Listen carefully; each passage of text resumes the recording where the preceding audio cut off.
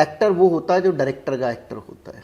ठीक। वरना जो खाली एक्टर होते हैं वो फिर वो प्रोडक्शन की मैं ये कहूँ कि प्रोडक्शन की जो डिज़ाइन है उससे बाहर हो जाता है। डायरेक्टर का एक्टर होना होता है। आप बहुत अच्छे एक्टर हैं, बड़ी अच्छी बात है, लेकिन आपको डायरेक्टर का एक्टर होना पड़ेगा।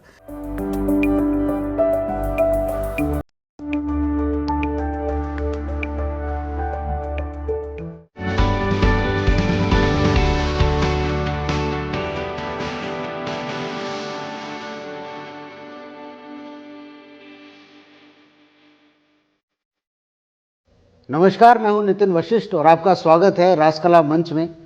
और आज हमारे साथ रासकला मंच के बहुत बड़े कलाकार आर्टिस्ट पवन जी मौजूद हैं। पवन जी, आपका बहुत बहुत स्वागत है रासकला मंच में। रासकला मंच से आपका बहुत पुराना रिश्ता रहा है सर।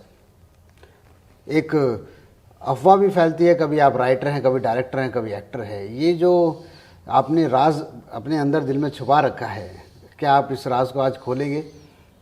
मैं इसको इल्ज़ाम समझूं, आप इसको इनाम दोष समझो सर। समझूं, क्या समझूं? सर, आपने तो ये appreciation। अफवाह कहा। हाँ। देखिए, वो तो आप लोगों का प्यार और आप लोगों की दुआएं हैं। बस मैं कोशिश कर लेता हूँ कभी लिखने की, जब लेखन की ज़रूरत पड़ती है तो मैं लिख लेता हूँ, जब डायरेक्शन की ज़रूरत पड़ती है मैं डायरेक्ट कर लेता हूँ, जब एक्टर की ज़रूरत पड़ती है मैं एक्टिंग कर लेता हूँ। मुझे बहुत अच्छा लगता है जब लोग मुझे एक आर्टिस्ट बोलते हैं। आर्टिस्ट के अंदर राइटिंग, डायरेक्शन, एक्टिंग सब कुछ आ जाता है जी। और रही बात बहुत बड़े आर्टिस्ट, नहीं बहुत बड़ा नहीं, बस छोटा सा आर्टिस्ट हूँ मैं। बस कुछ सीखने की, कुछ करने की कोशिश कर रहा हूँ और रासकला मंच से जुड़ा हुआ हूँ।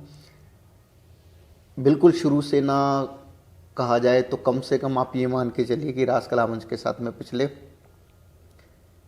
10-12 साल से जुड़ा हुआ हूँ। जी। जी।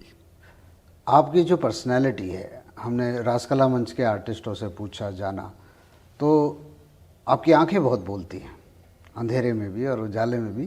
तो आप बड़ा कम बोलते हैं, ऐसा हमें सुनने में आया। और आपको एक अजय देवगन वाली पर्सनैलिटी से कंपेयर किया जाता है, आपको मैं बता दूं। तो क्या कहते हैं कि इनके अंदर कुछ चल रहा है, कुछ कहानी चल रही है, कुछ ये रच रहे हैं, क्या ये सत्य है सर? ऐसा कुछ नहीं है। सब लोग अपना काम बेहतरीन तरीके से करते हैं, तो मैं भी अपना काम कर रहा होता हूँ। जो मुझे मिलता है या जो मेरी जिम्मेदारी होती है या मुझे जो लगता है कि ये करना चाहिए, मैं कर रहा होता हूँ। और सभी के साथ मिलजुल करके अपने कामों को करना मुझे अच्छा लगता है। जी सर, एक किरदार निभाने के लिए करेक्टर स्केच तैयार करते हैं।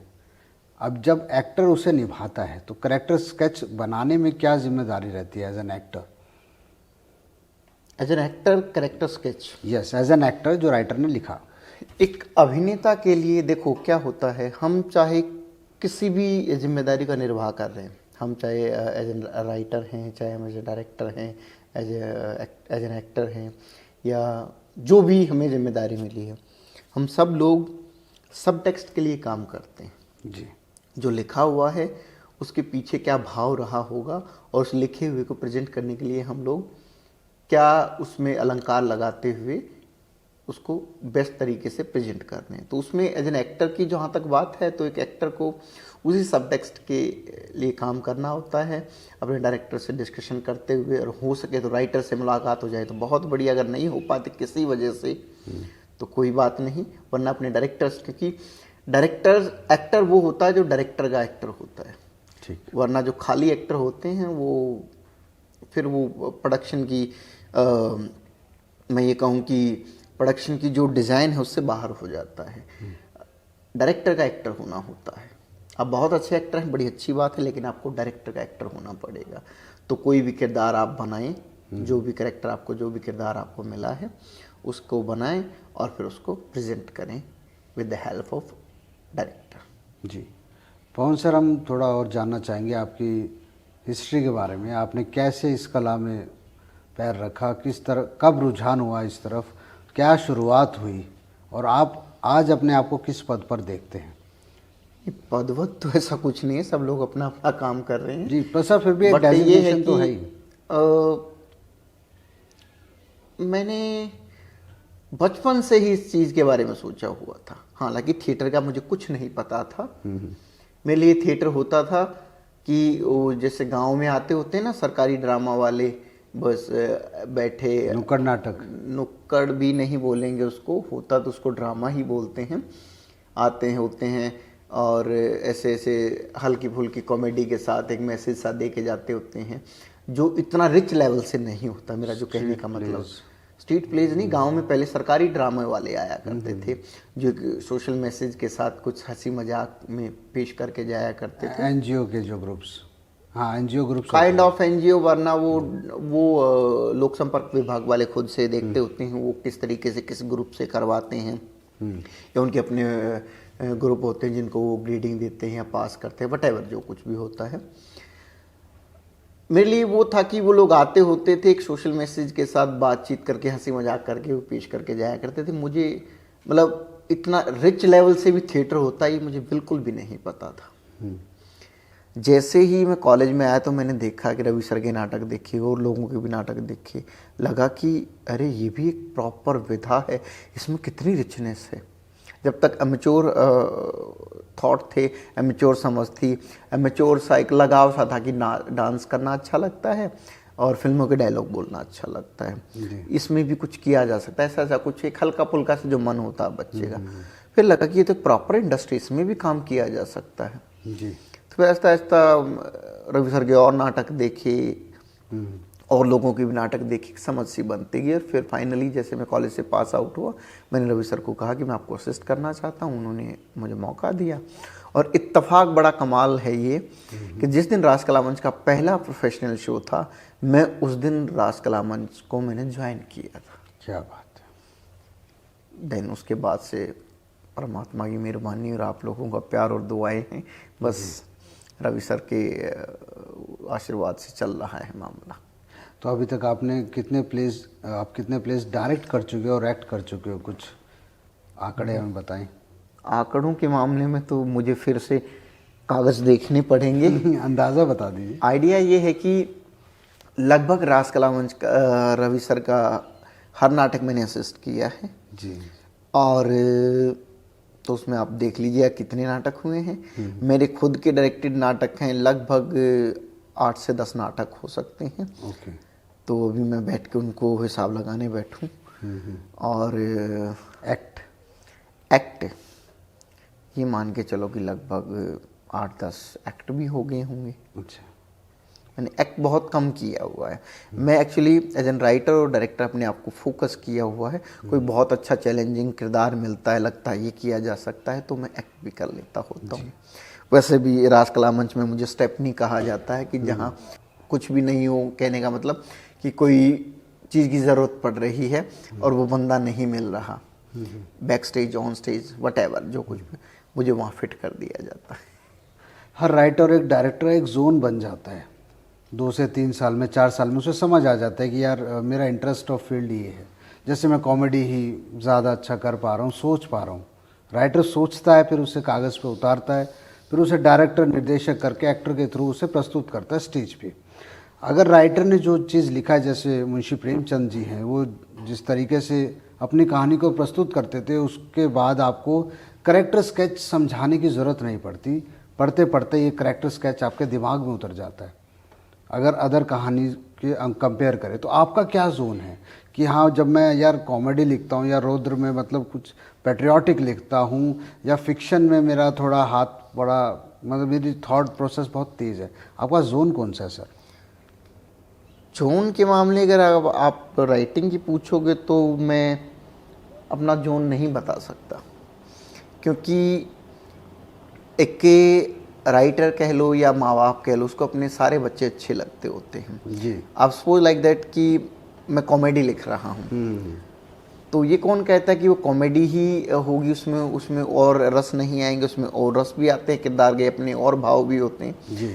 तो मैं ये बोल ही नहीं सकता या ना बोल पाऊंगा, क्योंकि मैं सभी रसों को अनुभूति करता हूँ और उनको मूर्त रूप प्रदान करता हूँ अपनी राइटिंग में, अपनी डायरेक्शन में, तो या अपनी एक्टिंग में या वटेवर जो कुछ भी ड्यूटी मिलती है मैं काम करता हूँ, रंग कर्म का, नाटक का, या प्रस्तुतिकरण का, जो कुछ भी मैं काम करता हूँ, प्रत्येक में मैं सभी रसों को अच्छे से अनुभूत करता हूँ और उनको प्रस्तुतिकरण भी अच्छा देता हूँ। मैं तो ऐसा बोल ही नहीं सकता कि भाई मेरे को फलां चीज़ बड़ी अच्छी लगती है, मैं फलां में बड़ा कमाल करता नहीं।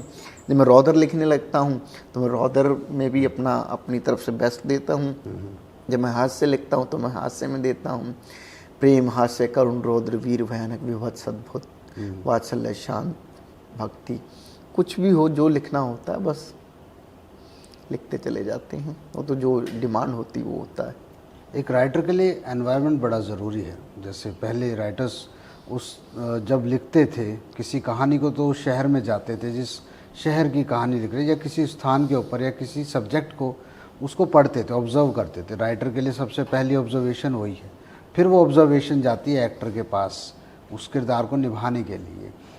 और अब मेगा सिटीज़ हैं, एक शहर जैसा एनवायरनमेंट हो जाना और सारी चीज़ें एक तरीके से कॉमन हो जाना हर जगह पे, कितना बांध देती है एक राइटर को ऑब्जर्व करने में, लिखने में। क्योंकि जो पहले लिखा जाता था वो कमाल रहा और आज तक प्रस्तुत हो रहा है, लेकिन अब 2022 को देखें तो आज वर्तमान में कुछ ऐसा लिखा हुआ नहीं है जिसको हम कह सकें ये चीज़ यार 100 साल बाद या 50 साल बाद भी निभाई जाएगी।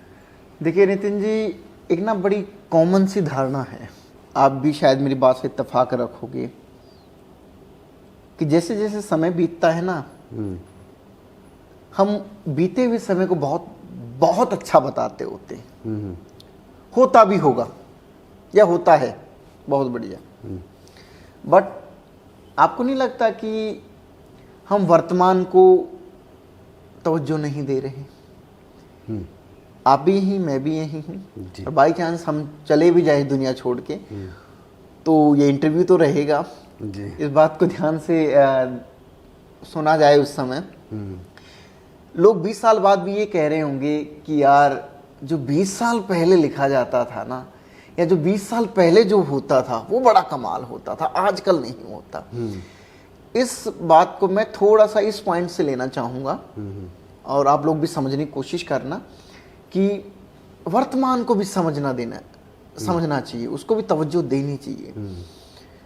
और जो भी होता है ना, चाहे साहित्य में है, चाहे प्रस्तुतिकरण की किसी भी विधा में है, रंगमंच में है, जिसमें भी है, जो है ना वो उस समय का बेस्ट है। ये भी एक सिचुएशन है, ये भी एक रस है जो अभी है। हर चीज़ की उस समय के अनुसार एक अपनी एग्जिस्टेंस है, अपना एक अस्तित्व है, हमें उसको भी समझना चाहिए। नो डाउट जो पहले लिखा गया बहुत अच्छा लिखा गया, क्लासिकल लिखा लोगों ने, बहुत बेहतरीन लिखा, चाहे उसमें कोई भी था, चाहे उसमें पंडित लक्ष्मीचंद जी थे, चाहे उसमें अपना विलियम शेक्सपियर जी थे, जो भी लोग रहे हैं, मुंशी प्रेमचंद जी, जो भी लोग रहे हैं, उन्होंने बहुत अच्छा लिखा है, इसमें कोई दो राय नहीं, उन्होंने बहुत कमाल लिखा है। लेकिन आज भी लोग लिख रहे हैं जी, गुलजार साहब लिख रहे हैं, और लोग भी लिख रहे हैं, शायद मैं भी कोशिश कर रहा हूँ। तो वर्तमान को भी तवज्जो देनी चाहिए, तो वर्तमान को हम नकार नहीं सकते और ना नकारना चाहिए। बिल्कुल। तो सर, वर्तमान में 11वां चलो थिएटर अपनी चरम सीमा पे है, अंतिम दिन, और ये फेस्टिवल पूरा संपूर्ण हुआ, बड़े अच्छे फीडबैक्स मिले। रवि मोहन सर ने अपनी जो कोशिश है उसको परिपूर्ण करके पाइट कॉलेज के अंदर इसे सक्षम बनाया, यूथ तक अपना मैसेज पहुंचाया। अच्छे हमें प्लेस देखने को मिले, कथक, सिंगिंग, डांसिंग, हर तरीके से कला को ऑडियंस तक डिलीवर किया गया। और इस फेस्टिवल में आप भी इस फेस्टिवल के हिस्सा रहे, हमें बहुत आभार है। और 12वें चलो थिएटर का हर यूथ को इंतज़ार है, खासकर पाइटियंस को, जो पाइट के स्टूडेंट्स हैं, और हम चाहेंगे कि बाहर से भी लोग आएँ और 12वें चलो थिएटर में ऑडियंस बढ़े। बिल्कुल, बहुत बहुत धन्यवाद आपका। Thank you.